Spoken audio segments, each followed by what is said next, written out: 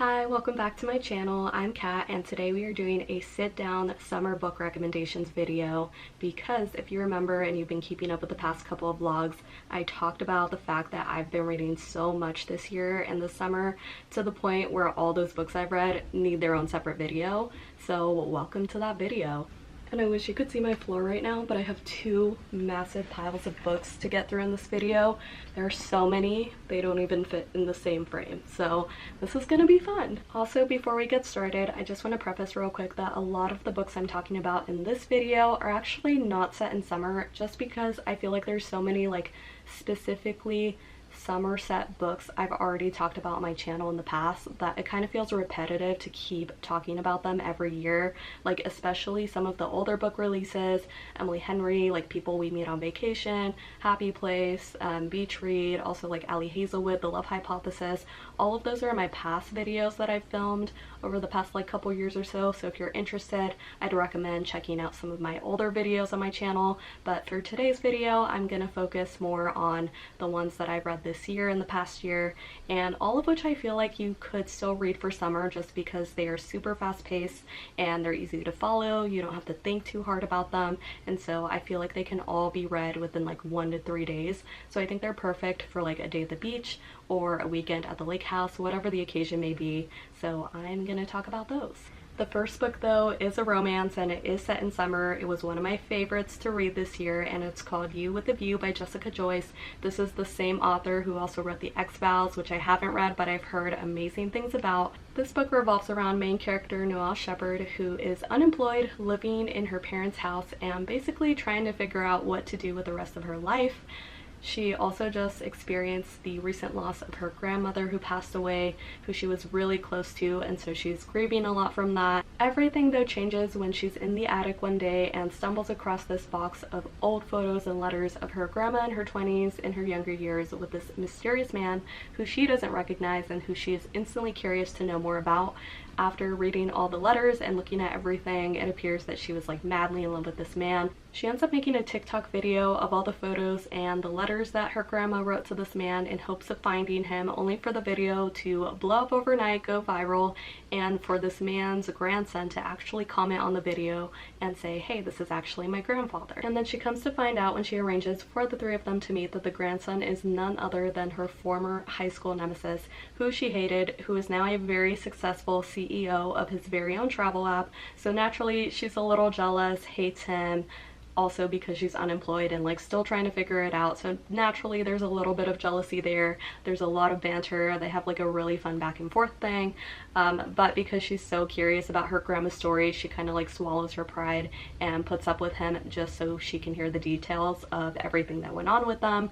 And so as the grandfather starts to reveal to her more and more details about their story, she discovers that they had actually planned to elope and take this epic cross-country road trip for their honeymoon. Obviously that's not what ended up happening because they didn't end up together for some reason, but the grandfather can only tell her like bits and pieces of the story at a time. Ultimately, Noelle decides that she wants to take this road trip that they would have taken together on their honeymoon, and the grandfather is all for it, but on one condition: he wants to come too.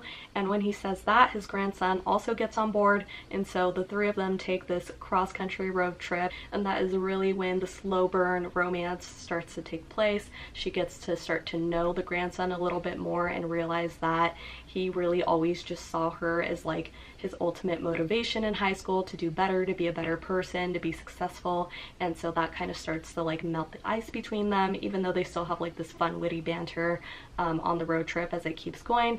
And as we progress through the book, we also get more of the bits and pieces of the grandma's story with this man, and we find out eventually what happened as this new romance between Noelle and Theo is starting to bloom. The next one is called Summer Romance by Annabel Morgan, and it is exactly how it sounds. It's just a really fun, short, quick summer romance. It centers on the life of Allie Morris, who is basically trying to like pick up the pieces of her life right now. She just lost her mom 2 years ago. She also recently divorced her ex-husband, so she comes with a lot of baggage, and she is just walking her dog one day when her dog decides to pee on a random stranger who happens to be Ethan, the brother of one of her closest closest friends who is now grown up and has returned to their hometown. And so her and Ethan instantly hit it off. They have this really deep connection, but she is obviously struggling with a lot at this point. She also has a kid. That complicates things. And to be honest, I think when we read about her interactions with her ex-husband and like the way that she lets people treat her, we get the sense that she kind of lets people walk all over her. Ethan also doesn't see himself living in the same town that she does because her mother was always there and she feels a really deep connection to her in this town. He actually lives like 4 or 5 hours away, I think, and so distance is another component of the problem. So this romance is a little messy, but I feel like it was a really like fun, fast read. I think I read this in the day, so I feel like this is perfect for like a beach day or whatever trip you're going on. The next book is called Life is Too Short by Abby Jimenez, and you guys know I love a good Abby Jimenez romance. This was one of my favorites this year, and this one is about Vanessa Price, who is a travel YouTuber slash content creator. Obviously this was really fun for me to read given I do this, but she has a romance with her next door neighbor named Adrian Copeland, who's an attorney.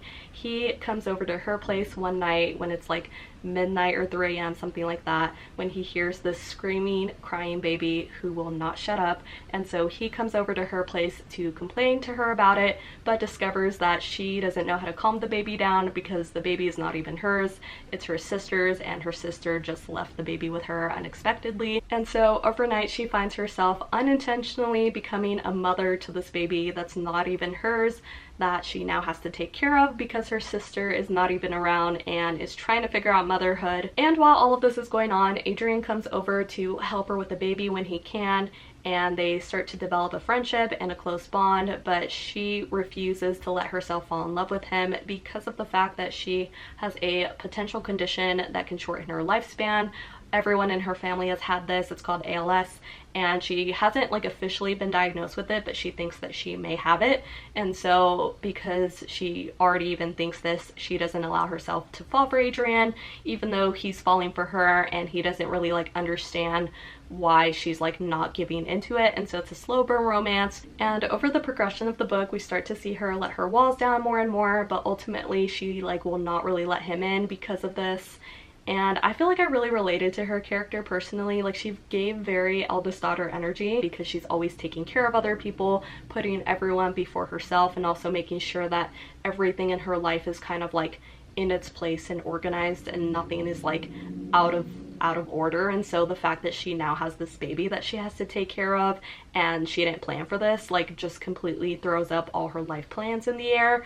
And she is also someone who, because of her condition, kind of lives in a YOLO state and like doesn't take life for granted. And so this has really thrown a wrench in things, and so it's really messy, but it's a really fun romance, and I just love the dynamic between the two characters. This one is also a friends to lovers, which I typically don't feel this strongly about the friends to lovers trope, but I feel like in this book it was done so well that I was just hooked the entire time, and yeah, it's just really fun.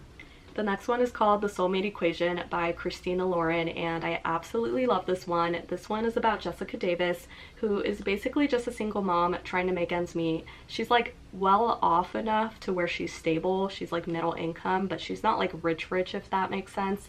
And so she's like constantly hustling. She also has her kid Juno, who keeps her preoccupied, and she is just kind of like stumbling through life, and she feels really lonely. And so she feels like she has a lot of pieces in her life, but like a soulmate is the one thing that's missing basically. And so on a whim she decides to fill out this DNA kit for a up-and-coming company that uses really new technology to basically take your DNA and match you to potential soulmates that the DNA says you would be compatible with based on that. And she ends up matching with none other than the company's CEO, Dr. River Pena. And not only that, but they actually end up getting the highest compatibility score that the company has ever seen before, which is unheard of. So the company is actually very interested and invested in seeing where all of this goes. So they actually proposed to Jessica to pay her to try and get to know Dr. River Pena and see if they have like a genuine connection based on what the results tell them. And of course, because Jessica is struggling financially, she agrees, but once they start to get to really know each other. They realize that they really are attracted to each other despite having a not so positive first encounter, and they end up forming a connection. There's also some really fun plot twists throughout this book that I can't really say more on because I would then spoil it for you, but it's really fun, perfect for summer, and I have yet to read a bad Christina Lauren book. My next two are actually also by Christina Lauren, starting with the first one. This is called The True Love Experiment, and there's actually some crossover with the Soulmate Equation because this one is actually about Jessica's friend from the Soulmate Equation, who is named Fizzy, and Fizzy is a famous romance author who is struggling to write her next romance book. She has like no inspiration, she's struggling, she's trying to figure it out. And so when this filmmaker proposes that she help him craft this reality TV show that he's working on and that she star in it, she agrees, first because it's great publicity for her, but also because she's hoping that this will spark some kind of inspiration for her next novel. And they cast these 8 men to be on the show with her, who she is supposed to date at the same time, so it's kind of like a bachelorette type situation, and at the end of it she's supposed to kind of find her soulmate from that. And the 8 men also fulfill these common romance like archetypes that we always see in books. So we have like the hot nerd, the one that got away, so like the one from her past. I honestly can't remember what the other 6 ones are, but they're all kind of like different types of like romance characters that we usually see. But as we get further and further into the book, it becomes clear that there is only one man that Fizzy is interested in, and that is none other than the producer of the show himself.